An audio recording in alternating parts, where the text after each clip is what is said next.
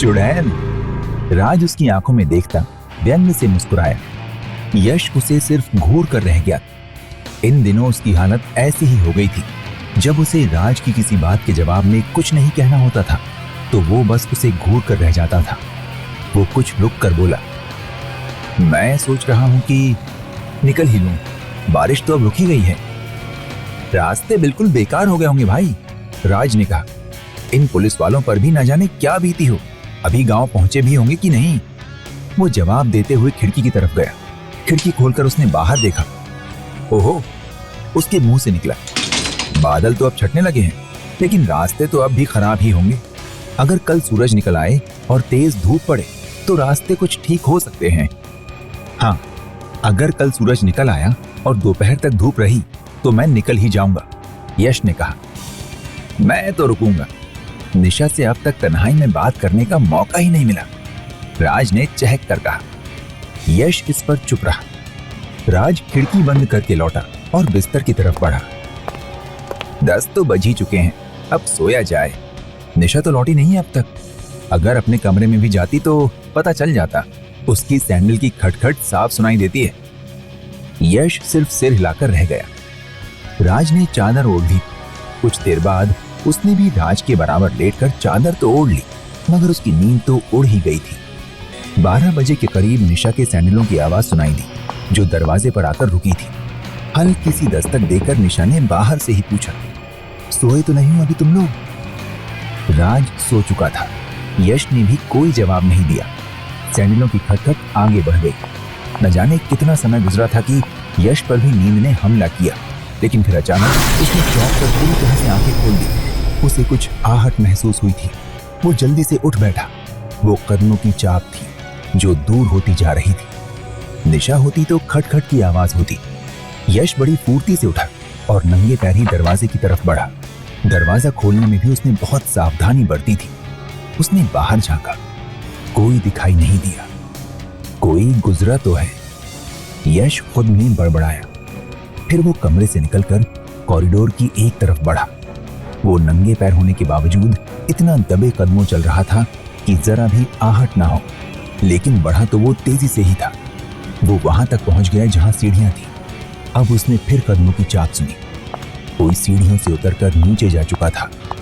यश का दिल तेजी से धड़क रहा था, लेकिन वो हिम्मत करके सीढ़ियां उतरने लगा। अब भी उसके अंदाज में तेजी थी। जब वो नीचे पहुंचा तो कदमों की चाम ज्यादा साफ सुनाई देने लगी। यश उसी तरफ बढ़ा और फिर उसे यूं लगा कि जैसे उसकी सांसें अटक गई हैं। वो निशा ही हो सकती थी।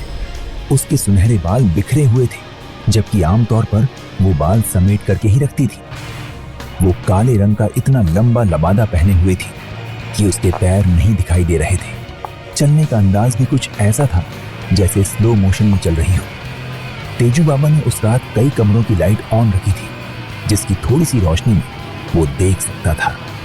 निशा हवेली का दरवाजा खोलकर बाहर निकल गई। बाहर निकलकर उसने दरवाजा बंद नहीं किया था, इसलिए यश भी बाहर निकल गया। उसके पैर कीचड़ में लिपट चुके थे, लेकिन इस समय उसका ध्यान पूरी तरह निशा की ही तरफ था। हवेली के अहाते से गुजरकर निशा फाटक की तरफ बढ़ने लगी। बादल काफी हद तक छट चुके थे, इसलिए जमीन पर तारों की धीमी रोशनी पड़ रही थी। किसी समय 1-2 सेकंड के लिए चांद बादलों की ओर से निकल आता था और कुछ पल के लिए उजाला बढ़ जाता था। क्या ये ड्रैकुला से मिलने कहीं और जा रही है? यश के दिमाग में ये बेतुका सा विचार आया। इसके साथ ही उसे कुछ घंटे पहले का समय याद आया, जब खाने के समय निशा अपनी गर्दन पर मफलर की तरह का एक बड़ा सा रुमाल बांधे हुए थी, जबकि अजायब घर जाते हुए उसकी गर्दन पर यह कपड़ा नहीं था। तो क्या वो ड्रैकुला के दांतों के निशान छुपाना चाहती थी?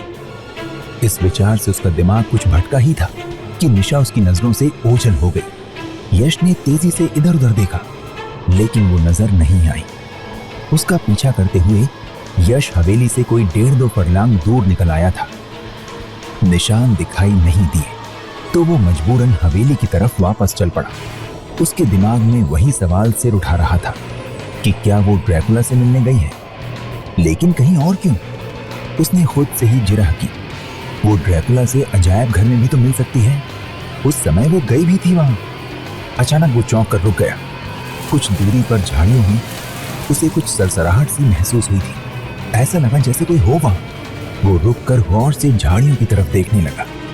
कुछ ही लम्हे गुजरे थे कि अचानक चांद बादलों की ओर से निकला और उसकी रोशनी में यश को झाड़ियों से झांकती हुई सिर्फ 2 आंखें दिखाई दी, जो अंगारों की तरह दहक रही थी, जैसे शोला उगल रही हो।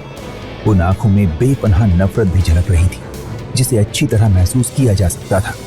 यश के बदन में नीचे से ऊपर तक एक सिरहन सी दौड़ गई, क्योंकि निशा की आंखें वो निशा की ही आंखें थी।